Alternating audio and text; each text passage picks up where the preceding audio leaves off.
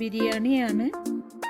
വർഷത്തിൽ 2 പ്രാവശ്യമെങ്കിലും നമ്മുടെ ഹെൽത്തിന് വേണ്ടി അല്പം മാട്ടിൻ സൂപ്പൊക്കെ ഉപയോഗിക്കുന്നത് നല്ലതാണ്.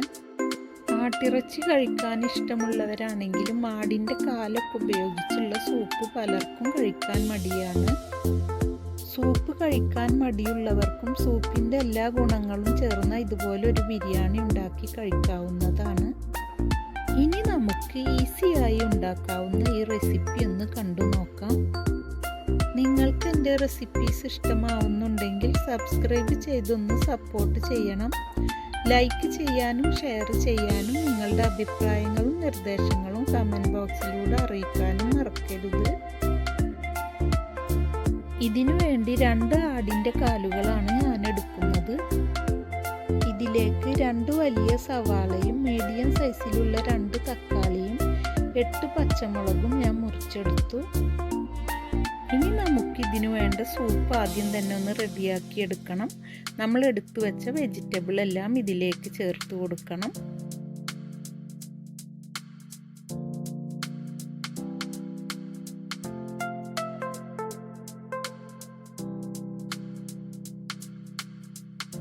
സവാളയും തക്കാളിയും പച്ചമുളകും ചേർത്തു.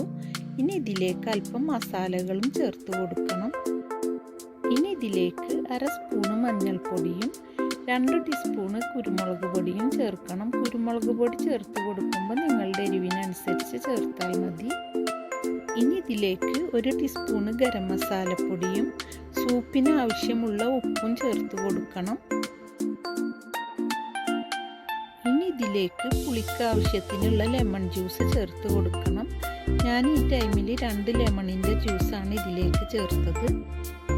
ഇനി ഇതിലേക്ക് 4 കപ്പ് വെള്ളവും ചേർത്തു. ഇനി ഇത് നന്നായി മിക്സ് ചെയ്തെടുത്ത ശേഷം ഒന്ന് വേവിച്ചെടുക്കണം.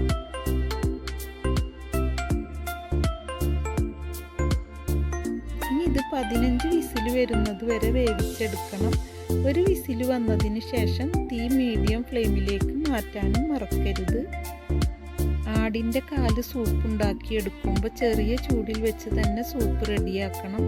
എന്നാൽ അതിൻ്റെ യഥാർത്ഥ ഗുണങ്ങളൊക്കെ സൂപ്പിലേക്ക് ചേർന്ന് വരുള്ളൂ. ഇത് റെഡിയായി വരുമ്പോഴേക്കും നമുക്ക് ബാക്കി ഇൻഗ്രീഡിയൻസുകളൊന്ന് റെഡിയാക്കി എടുക്കണം. ഇനി ഇതിലേക്ക് 3 കപ്പ് ബസുമതി റൈസാണ് ഞാൻ എടുക്കുന്നത്. ബസുമതി റൈസ് എടുക്കുന്നതുകൊണ്ട് ഇത് കഴുകിയെടുത്തതിന് ശേഷം ഒന്ന് കുതിർത്തിയെടുക്കണം. ജീരകശാല റൈസാണ് എടുക്കുന്നതെങ്കിൽ കുതിർത്തേണ്ട ആവശ്യമില്ല. ഇപ്പം അരിയെല്ലാം നന്നായി കഴുകിയെടുത്തു. ഇനി ഇത് മിനിമം 1/2 മണിക്കൂർ കുതിർത്തിയെടുക്കണം. ഇനി നമുക്കിതൊന്ന് മാറ്റി വെക്കാം. ഇനി ഇതിലേക്ക് 2 ഉണ്ട വെള്ളുള്ളിയും എരിവിന് ആവശ്യത്തിനുള്ള പച്ചമുളകും ചെറിയൊരു കഷ്ണം ഇഞ്ചിയും എടുക്കണം. ഇനി ഇത് ചതച്ചെടുക്കണം. ഈ ടൈമിൽ നമ്മൾ വേവിക്കാൻ വെച്ചിരുന്ന സൂപ്പും ഇവിടെ റെഡിയായി. ഇനി നിങ്ങൾക്ക് താല്പര്യമുണ്ടെങ്കിൽ ഇതിലത്തെ എല്ലാം മാറ്റിയെടുക്കാം. ഞാൻ ഇതിലത്തെ എല്ലൊന്നും വേർതിരിച്ചെടുക്കുന്നില്ല. ഇനി നമുക്കിതൊന്ന് മാറ്റി വെക്കാം. ഇനി ഒരു ബിരിയാണി പോട്ടിലേക്ക് 1 ടേബിൾ സ്പൂൺ നെയ്യ് ചേർത്ത് നമ്മൾ ചതച്ചെടുത്ത ചില്ലി ജിഞ്ചർ ഗാർലിക് പേസ്റ്റ് ചേർത്ത് നല്ല സ്മെല്ല് വരുന്നത് വരെ ഒന്ന് വഴറ്റിയെടുക്കണം.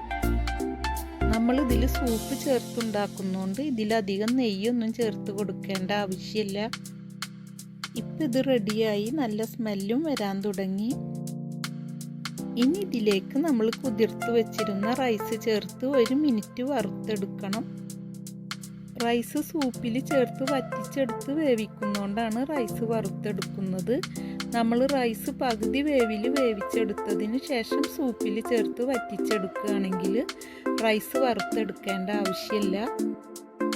ഇപ്പം റൈസ് 1 മിനിറ്റ് വറുത്തെടുത്തു. ഇനി നമ്മൾ റെഡിയാക്കി വെച്ച സൂപ്പ് ചേർത്ത് ഈ റൈസ് വേവിച്ചെടുക്കണം.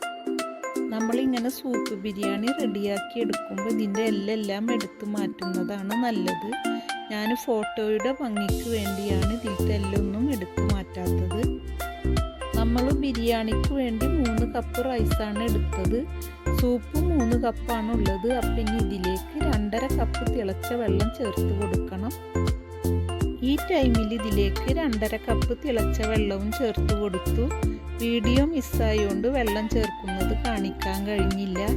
ഇനി ഇതിലേക്ക് ആവശ്യത്തിനുള്ള ഉപ്പും ചേർത്ത് കൊടുക്കുന്നുണ്ട്.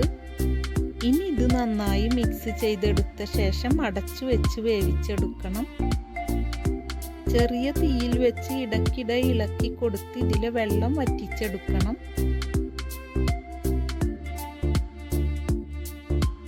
ഇപ്പം ഇതിലെ വെള്ളമൊക്കെ വറ്റി വന്നു. ഇനി ഇതൊന്ന് നന്നായി മിക്സ് ചെയ്തെടുത്ത ശേഷം ഇതിലേക്ക് 1/4 ടീസ്പൂണ് ഗരം മസാലപ്പൊടിയും അല്പം മല്ലിയിലയും പുതിനയിലയും ചേർത്ത് നന്നായി മിക്സ് ചെയ്തെടുക്കണം.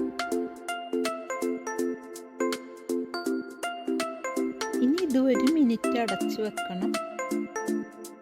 ഇനി ഇതിലേക്ക് 10 ചെറിയ ഉള്ളിയും 3 വെള്ളുള്ളിയും എടുത്ത് ചെറുതായി മുറിച്ചെടുക്കണം.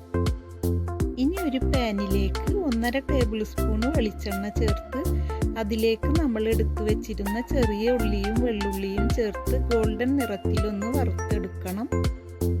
ഇപ്പം ഇതിവിടെ റെഡിയായി. ഇനി ഇത് റൈസിലേക്ക് ചേർത്ത് നന്നായി മിക്സ് ചെയ്തെടുക്കണം.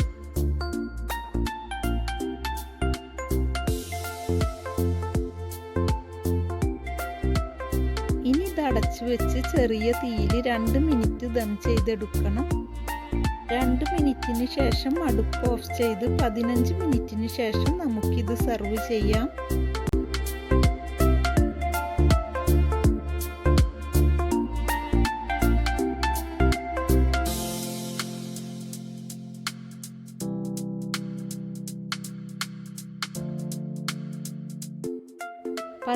മിനിറ്റിന് ശേഷം നമ്മുടെ ബിരിയാണിയും ഇവിടെ റെഡിയായി.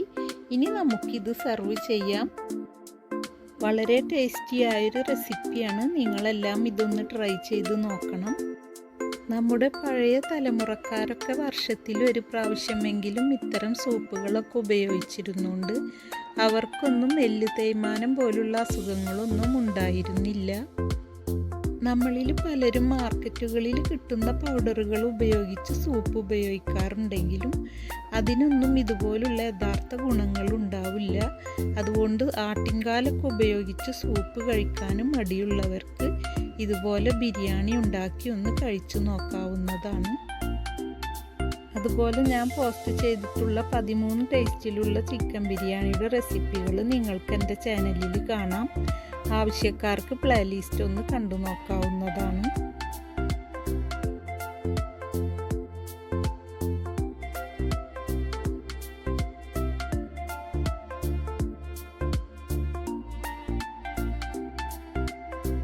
ഇനിയും നല്ലൊരു റെസിപ്പിയുമായി നമുക്ക് വീണ്ടും കാണാം. നിങ്ങൾക്കെല്ലാം നല്ലത് വരട്ടെ എന്ന് പ്രാർത്ഥിച്ചുകൊണ്ട് നിങ്ങൾക്കെല്ലാം എൻ്റെ സലാം.